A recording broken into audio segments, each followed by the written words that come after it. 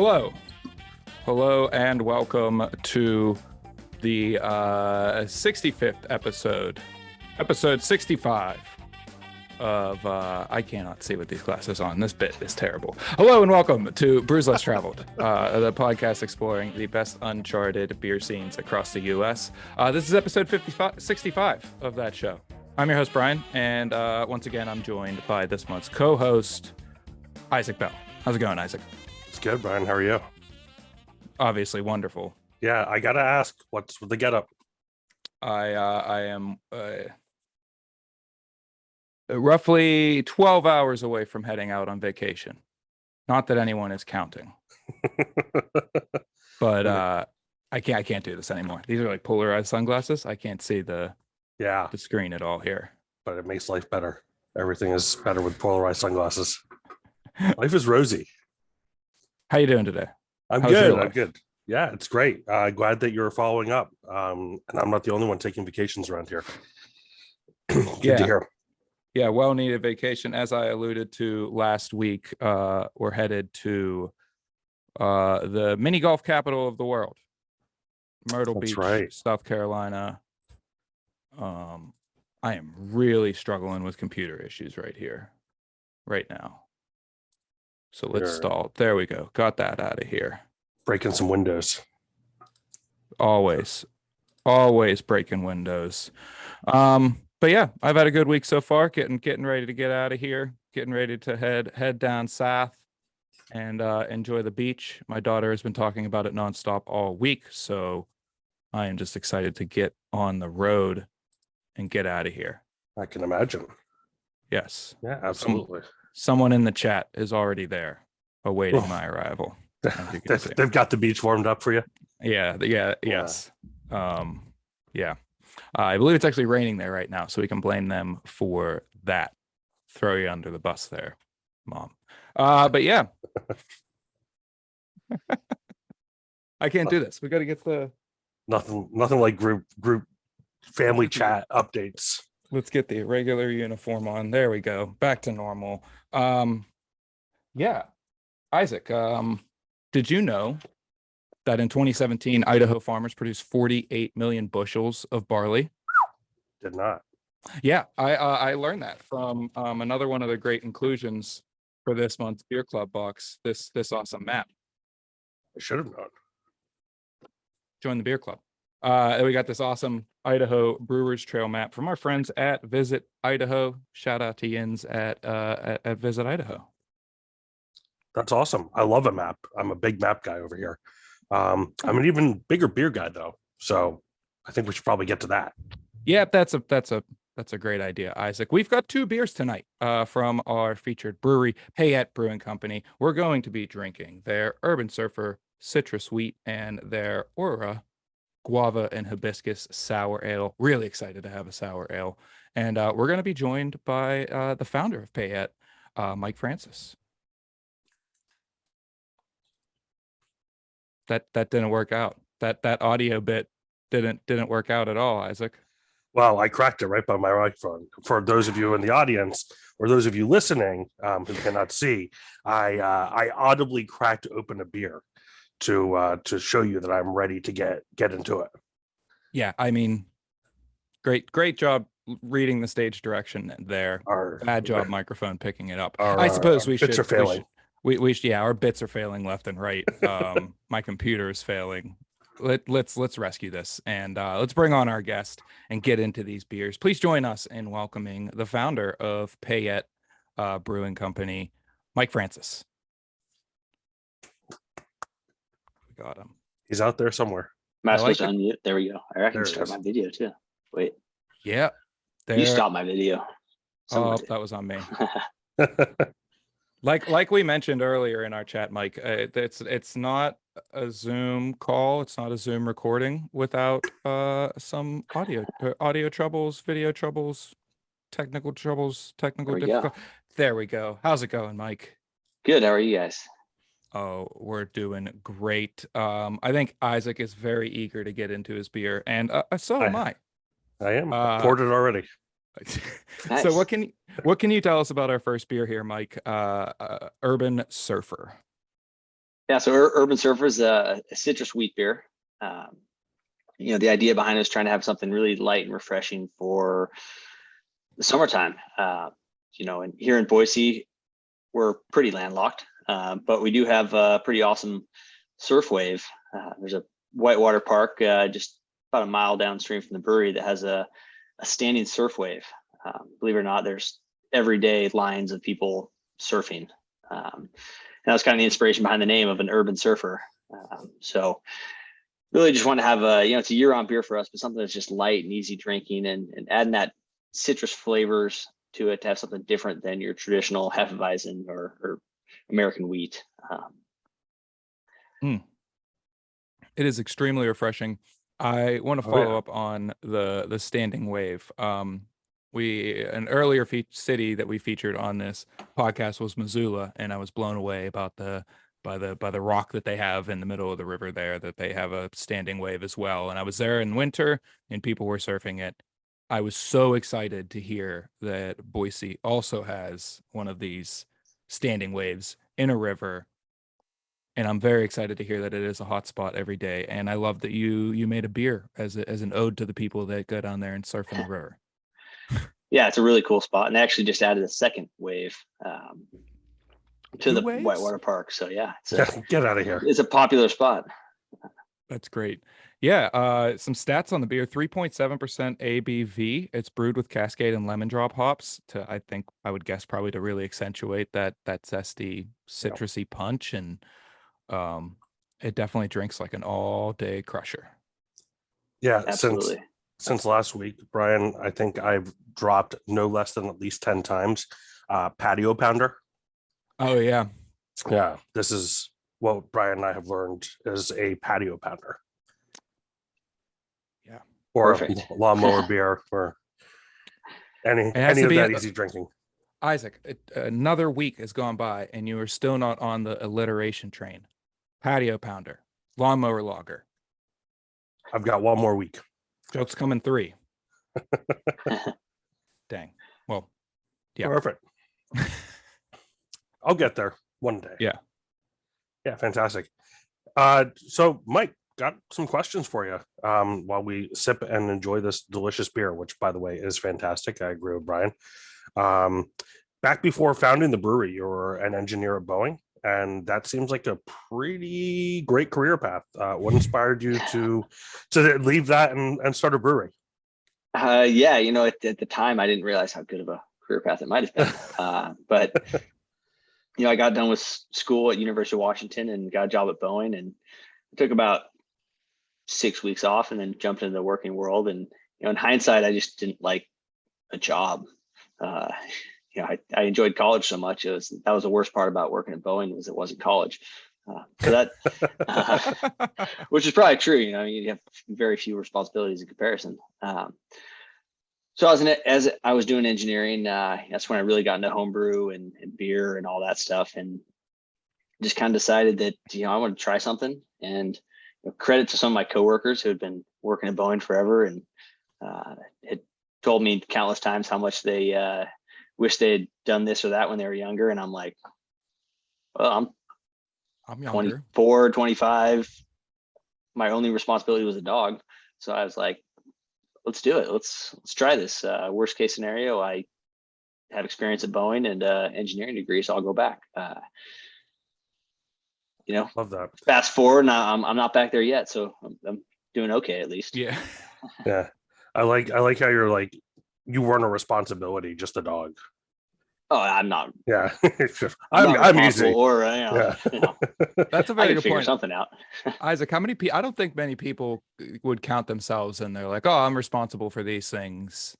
They're not like, "I got to take care of myself. I got to take care of my family." I say that all the time. I'm like, I can barely take care of myself, let alone the farm at 13, or like this car or another human life. All these things. Every day I'm like, I am not responsible. Don't give me any responsibility. So you left the aviation engineering world at Boeing. You started Payette in 2011. Obviously, the name Payette can be tied to the famous French fur trader Francois Payette, who so many things around the Boise and Idaho area are named for. But that name means something a little bit more to you, right? There's a tie into your past there, right? Yeah, as I was, I came up with the idea for Payette Brewing before I even left Boeing to go to brewing school. I, sitting in my apartment and trying to think through of like what I missed most about growing up in Idaho, and everything for me came back to the Payette River. I grew up at kayaking. Now I've moved into rafting because it's a little more, you can drink more beer when you're rafting than kayaking. Really, that's kind of how it all came about. Is like I just missed the Payette River, and in my head it started as Payette River Brewing, and I started looking around and like, well, there's a brewery named after all sorts of rivers. So kind of dropped the river part and was like, there's a lot of things in Idaho: Payette Lake, Payette National Forest, Payette the town, which we often get confused. People think we're in Payette the town, which is about an hour away. And so for me, it was kind of, it was meant rafting, but then I looked at it and say everyone that lives in Idaho has some connection to Payette, whether it's the town, the river, the lake. So it kind of resonated within Idaho without being overtly Idaho.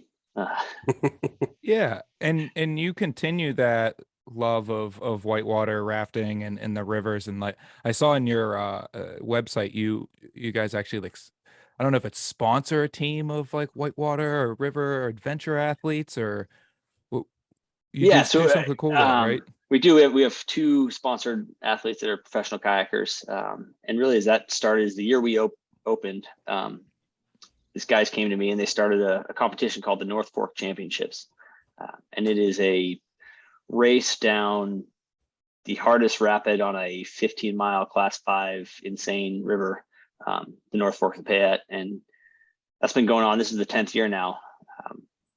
So that's how we got involved with that, and then have met these two brothers that are, one of them actually won this year, which is pretty cool.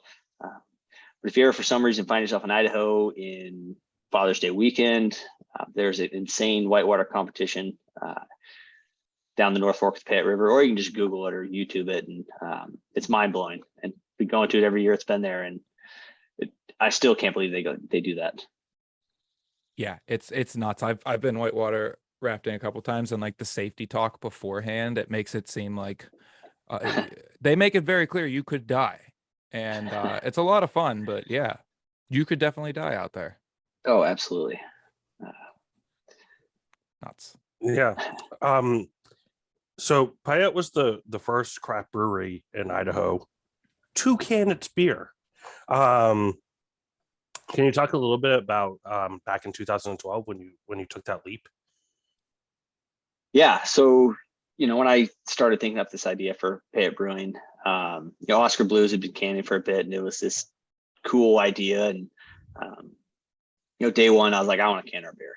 And it's weird to think now with how normal it is, that people are like, what? Why would you do that? And you've probably heard brewers say that, we brew the beer we want to drink. Yeah. Well, that's true. But I also say that we put it in cans because we want to drink it where we want to drink it. And you just can't, the time can't take glass so many places. And I wanted to be able to drink my beer on the river. And so I had to be in cans. So that was the goal, was like, hey, we need to brew a beer, put it in cans so we can take it on the river.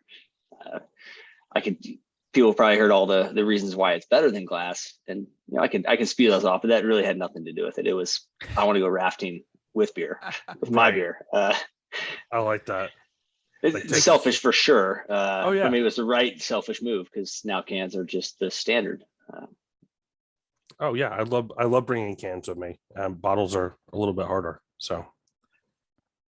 Yeah, and breaking a glass bottle on a raft is not really a good day. Whatever, rafting, the grocery store, cans are just easier. Yeah, they're great, and it's funny to see, like, you started the brewery 2011, install a canning operation in 2012. Like, nobody was canning back then, and they were like the smallest displays at any, the canning operations were the smallest displays at any kind of trade show. And now it's so funny, you go the past 2 years at CBC and it's completely flopped, and the biggest displays are all the automatic canners and the palletizers, and it's crazy to see how much it's gone from, oh, why would you put craft beer in cans, to, oh, why are you still putting your beer in bottles, is what a lot of people are saying. Yeah. It's true. It's crazy how it's changed. For the better. I'm a big fan of cans. It may be because one of my first craft beers was Dale's Pale Ale. But I don't know. I'm like you, Mike. I like to take my beer places, so cans makes that. People will really question you if you got a bunch of bottles jingling around in your backpack when you're at the trailhead. That's right. You know. So I think it's, speaking of hiking, speaking of doing things outdoors while drinking, I think we should get into our second beer here. Very excited. I think this is the first time I've had a sour beer on the show here. So, Mike, what can you tell us about Aura? So Aura, it's our the Guava Hibiscus specifically. It's our sour beer. We have do different variations of Aura, but it's a 4% kettle sour. So it's another thing that's changed, where kettle sours, I feel like, used to be kind of frowned upon, and now it's kind of normal. But we use a pure lacto strain in the kettle to get that tart flavor, and then we put it through the system, boil it all off, so we don't have that contamination in the fermenters, and we add in the hibiscus in the whirlpool, so that gives it that really brilliant pink color, and then during fermentation, add the guava in there to add that fruit component. Another different, because it is tart, but it's another refreshing, easy drinking summer beer. It's been a fun project for us to get into something that's not IPAs. Because Yeah. I mean, IPAs are kind of important in the beer world, whether you like it or not. Yeah. But I think the big trend that we're seeing is low calorie beers kind of driving things, and I think that's going to be the continued trend, and I could start to see those start to pay the lights more. But I mean, it's always going to be IPAs, even if it just drops to 60% of the market or 50% of the market. But these are the beers that excite me and really get me going, especially the sour beers, because I think a lot of people don't realize the complexity that's happening and the big change in the process with what you said in terms of kettle souring. People may not know, historically, to sour a beer, you had to expose it to the outdoor elements through spontaneous fermentation or through old beer that you knew was sour. And now brewers are able to do this controlled thing where they're adding it in the kettle. They boil it to the point where it gets killed off, and then it allows you to pretty much do whatever you want to it after it's done fermenting. And you can add aseptic purees, which have been cleaned, and I'm sure the brewers are very happy to be able to experiment with the different fruit and stuff. Are there fan favorite variations of this beer? I think the guava hibiscus is the number one, but I think the second that has been most popular has been a prickly pear and yuzu Nice version of it. One that I personally really liked, that I don't think it got as good of a reception, as we kind of did a apple tart, kind of like an apple pie one that I thought was great. We kind of like sour beers. It's kind of a mixed bag where some people love them, some people don't, and that one was I loved it, and some people thought it was a bad idea. Can't all be bangers. That's true. And, there's a beer for everyone, where you can go to a bar and get a beer and you're like, this is the best beer ever, and the person next to you is like, I hate that. And, right. Yeah. And whatever they're drinking, you might think is horrible too. So it's a great thing about beers. There's such a variety. Yeah, absolutely. So Payette has always given back to the community of Boise, launching the Payette Forward program in the same year that the brewery was founded. What role do you hope to play in the community, in your community, beyond being a place that just makes great beer? Well, the way we've always looked at it is, where we live is the community that supports us, and we want to be able to support them back. So with our Payette Forward program, we do a Cakes for a Cause on Monday nights. We're giving half the proceeds from the Monday night taproom sales back to a nonprofit. And again, we just look at it as it's like our civic rent. Everyone comes to us and supports us and drinks our beer. And there's a lot of people out there that have some great causes. And so we try to, support as many people as we can, and also try to align with people that have similar, views on things. Like we do a lot of things with outdoor recreation. Idaho Rivers United, that protects the rivers, that really hits home for us. Some of the different protect our winters, because if we're not rafting, we're skiing in the wintertime. So we don't pigeonhole to that, but that's kind of where we focus on things that we like. And if a staff member is like, hey, I'm really into something, and that nonprofit comes to us, we're like, hey, yeah, we got a guy in the packaging line that's I can't think of an example, but like a Boise bully breeds. They're a pit bull rescue, and we had a guy's like, hey, I think these dogs have a bad rap. We should look at them. We're like, all right, yeah, let's do a night for them. So it makes it fun to be able to interact with people we wouldn't otherwise know, because if you get stuck in your beer world, you don't really always know what's going on. Right. What other causes are out there? Yeah. I came from my background is actually nonprofits before I discovered the wonderful world of beer, and the breweries have always just been so good to us. Just exclusively the community. So I appreciate that program and kind of paying it forward. And I like that term, civic rent. I got it from my grandpa years ago. He says, you got to pay your civic rent. And yeah, I didn't understand it until I got a little older. Yeah, absolutely. No, it's like you said, it's a great way to see breweries connect with people that maybe they wouldn't have before. It's funny, with our sister company, City Brew Tours, we do brewery tours, and what's always surprising on those is you would get locals that are like, oh, I never knew this brewery was here. I never knew this brewery was here. And for me, it's just like, oh, I'm in the beer world. It's 11th hour. It's been there. It's Penn Brewery. It's always been there. But when breweries actually take that action to, hey, let's reach a hand out to the community, and how can we help you? How can we bring you into this world? And, not only show you that we're a great place for the community, but like, let's find a way to support you and support the cause that you're doing. So yeah, It's great to have people come in, and especially, we've been around for 11 years, and it's crazy when someone comes in, they're like, I didn't know you guys were here. And I'm like, what? We've been here for a long time. But there's probably things in town that I don't know exist, and I've been here for most of my life. Yeah, that happens. We get in our own world here in Pittsburgh. We always like to joke that Yinzers won't cross more than one river or one bridge, so we don't know too much outside of our world. And I think that's very easy to happen in something like beer and hospitality, where it seems to be so connected into this little clique that we have almost.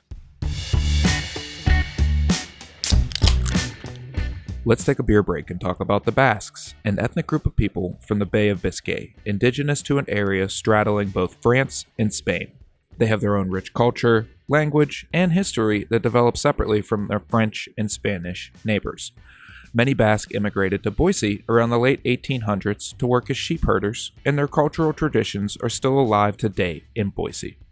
Downtown is home to the Basque Block, which features the Basque Museum and Cultural Center, as well as many Basque restaurants serving traditional Basque cuisine such as croquetas, chorizo, and lamb stew. The Basque culture is certainly a unique and beautiful addition to the Boise community. Now, let's get back to the show. So, browsing the website, I love the website. I love the branding. Saw that you won awards for the new branding. Really cool stuff. Really, I think captures the brand. And there was a couple phrases on the website that stuck out to me. Fueling stories since 2011, fueling Idaho adventures. Those phrases obviously allude to the brand being more than just beer. So why do you think beer is such a catalyst for adventure and making memories? Yeah, I think it can be a starting point, or given I like beer, so there's some people would disagree, but it's a part of so many things in a lot of people's life. It's a sporting event, and you're having a beer and hanging out with friends and all those different things, where it just adds to the environment that you're doing. So We look at it as we're not the reason you're going to go rafting or go skiing, but we want to be there with you. It's that extra. Skiing, there's nothing beats getting done with the day and cracking a beer on your tailgate because you're tired and you're like, this beer tastes so much better because I just had a lot of fun. So we look at it as not like we're not the destination, but we're part of the journey, and it's a little more fun if you have a beer. It's always more responsibly though. Responsibly. Yeah. My lawyers. Yeah, just make. Yeah. I'm not going to make that comment I was going to make.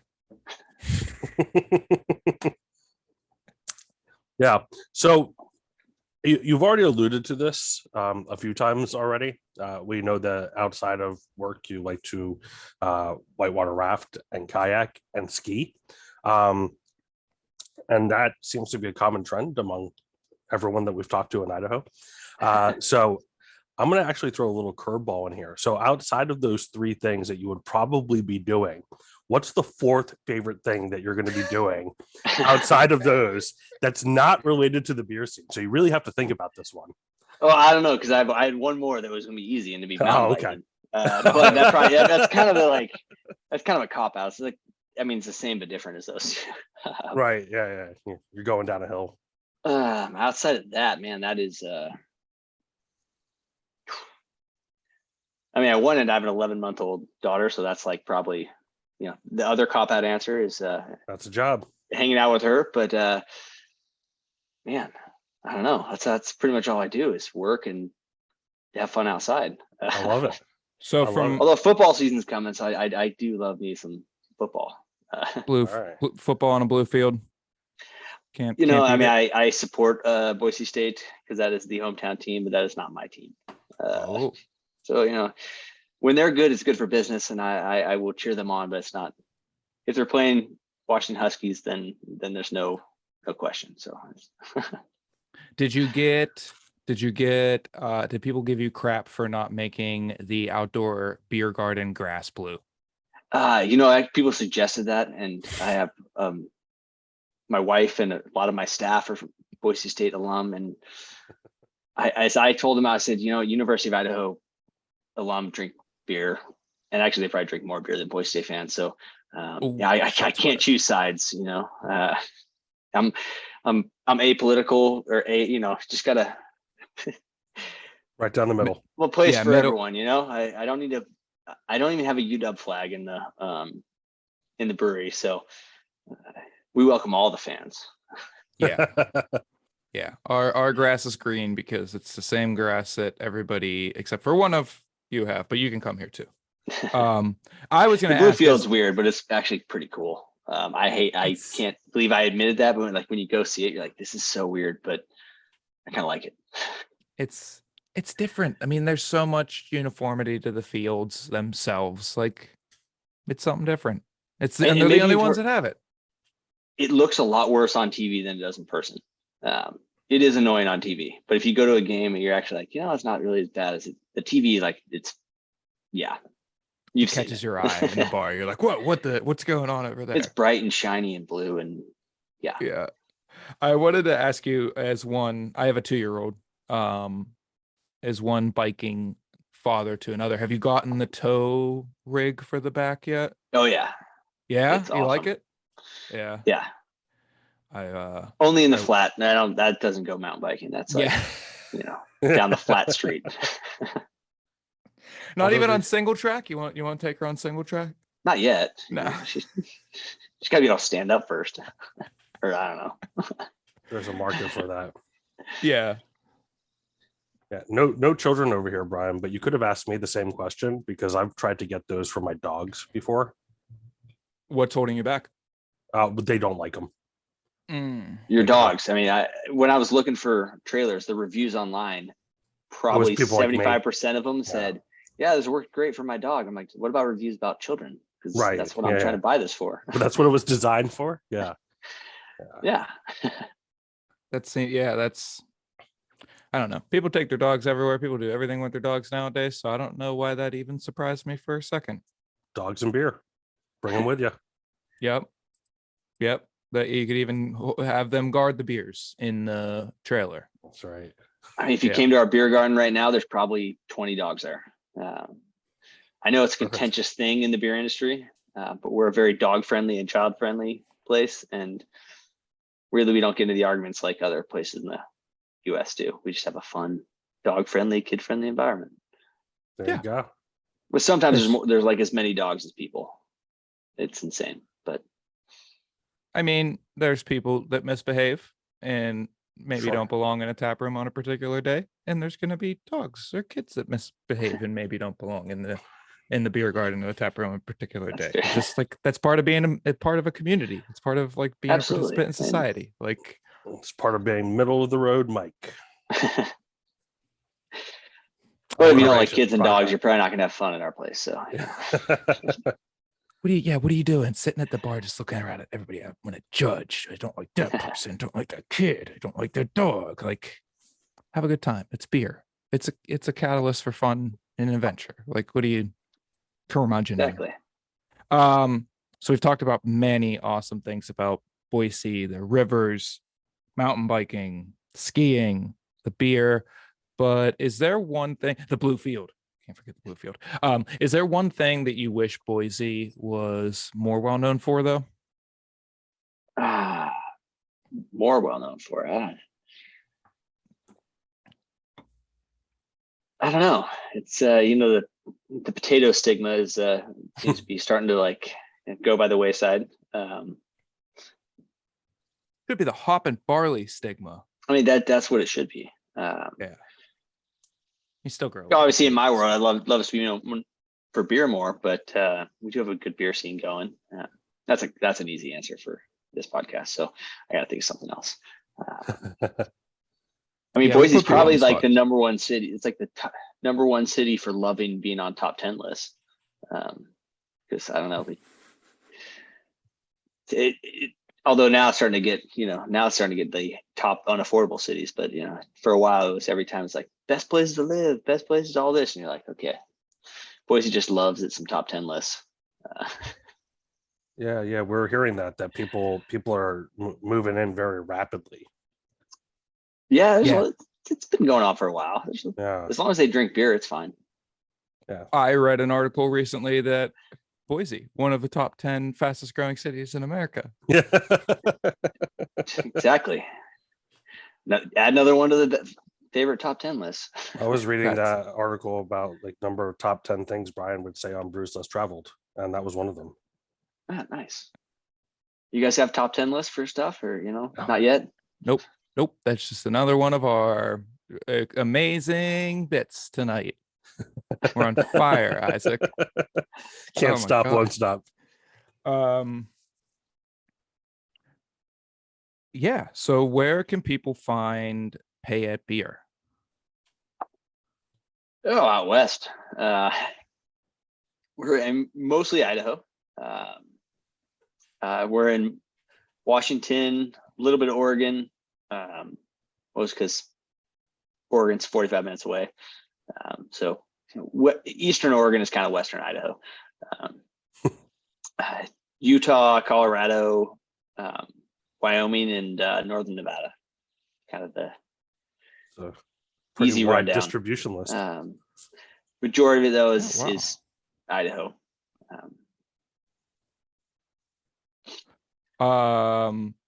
Did you first expand into Washington because of your allegiances there, or was that kind of just a natural progression? We weren't there right away. It's kind of a natural progression after we went northern Idaho. I don't know where everyone is located here. I know where you guys are, but out here, Idaho's a really long state. We got Canada's. We touched Canada and Nevada. And believe it or not, when I went to school in Seattle, people didn't realize that Idaho was next to Oregon as well. But all of it. But North Idaho is right next to Spokane, Washington. So I kind of went North Idaho over to Spokane and then jump across the state. Idaho is a sneakily shaped state, and I don't think people realize how gigantic it is. Yeah, it's Boise to Coeur d'Alene, people probably know Coeur d'Alene's Gorge just up there. It's like a 8-hour drive.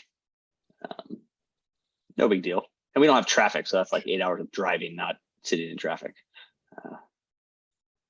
Question in the chat: do you self-distribute in Idaho? Is self-distribution legal in Idaho? It is legal, but we do not self-distribute. We did for a while, and then got to the point where, being a very large state from a land standpoint, but not from a population, means that half the state lives within 20 miles of the brewery, probably. We're almost to 2 million people, so we're getting there. So for us to actually get reaching outside of there is distributors made sense. Yeah, it's either that or you have to start your own distribution business, and then you're running 2 businesses. And yeah, that's where when we got to the point, it was either we got to hire more people and buy more trucks, or let someone else do it. I'm embarrassed to admit this, but I'm going to anyways. I just looked at a map of the United States, and when you were like, yeah, Idaho touches Canada, my first initial reaction wanted to be like, liar. But it's true. You do. You have a portion that touches, and it is a sneakily shaped state. You are right, Brian. Yeah. Sneaks up all there. Look at a map. Touches Utah, touches Nevada. It's big state. Told you I was a big map guy. Apparently not that big. Yeah, you should have known that. That ruined our other joke. Doesn't track. That wasn't a joke. It's true. Oh God, Mike, what else would you like the people at home to know about Payette? Well, I see a question about flagship brews. So I'll answer that, and it's a 2-part answer. When we opened, although it went through a name change, our kind of the beer we were originally known for is Rustler IPA. So from a people know about it, that's probably the flagship. From our actual like volume standpoint, it's not. Our best-selling beer, we have a beer called Sofikin Sunny, and that's become our most popular, I'd say, flagship beer now. And then our North Fork Lager, named after the North Fork of the Payette River, that's our other one. So Sofikin Sunny, North Fork Lager, I'd say, are the two that we're probably most known for in Idaho right now. I love that. That's that a pun named beer is at the top of the sell sheet. Oh, we got multiple. We got Sofikin Dreamy, we got Sofikin Fresh. That's coming out here. Fresh hop. It's the name possibilities are endless, and we have fun. And still, I have people that don't get. They're like, I thought it was just like someone that sits on a sofa. I'm like, say it fast. Yeah.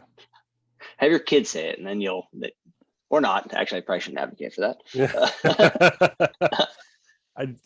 That feels like a child of the early 90s. Like, yeah, that's fine. Yeah. Well, thanks, Mike, for joining us. And thanks for supplying awesome beers for the show. Absolutely. Thanks for having me. Cheers. You can find more from Payette at payettebrewing.com. That's Payette with 1 Y and 2 T's. Correct. You could figure out the rest to spell. As always, you can find more from us. Oh, you can't even see. I'm trying to show. There it is. I'm drinking Sofikin Dreamy. You can't even see that, but IPA. I drink a lot of IPAs, so I know it's like cool in the beer world to say, brewers are like, I just drink pilsners, and I just drink. I think some of them are liars just saying that because we all IPAs are good. Don't get me wrong, a good lager is good, but there's a lot of people out there I think that they think it's cool to say they like lagers. It's like I don't know. I love lagers that hot take. Lagers are great, but I think it's a little like, you're not a cool brewer unless you say you like lagers. And so I'm just gonna say I like IPAs. Nothing wrong with a good classic IPAs. Probably the two most drank beers I drink outside of this podcast are lagers and IPAs. IPAs more. I'd agree with that too. Yeah. Barley wines or pilsners. Yeah. Why not? Barley wines, imperial stouts. We've got the best of both worlds. Oh The my extremes on both ends. God. Have a nice balance in your life. That's right. Hey, As drink what you always, like. if it's barley wine, 15% beer. Hey, Just on drink a that. Tuesday for lunch, fine. Weekdays, yeah. I Yeah, don't with your judge. lunch. Kids soccer games. Yeah. You can find more from us at brewfauna.com. There, you can read our blog. You can shop our holiday boxes. The holiday season is coming up, as well as shop our beer club subscription options. Remember that you too can drink great local beers like these and join us for weekly tastings like this as part of the Brews Less Traveled Beer Club. You can also follow us on all the social medias at Bruvana. We'll be back next week with one more episode of the wonderful city of Boise, closing out with one more great brewery from the city of Boise. But until then, be kind, stay safe, and support local breweries. Cheers, everyone. Thanks for watching Brews Less Traveled on YouTube. Be sure to like this video and subscribe to our channel for more interviews with brewery professionals.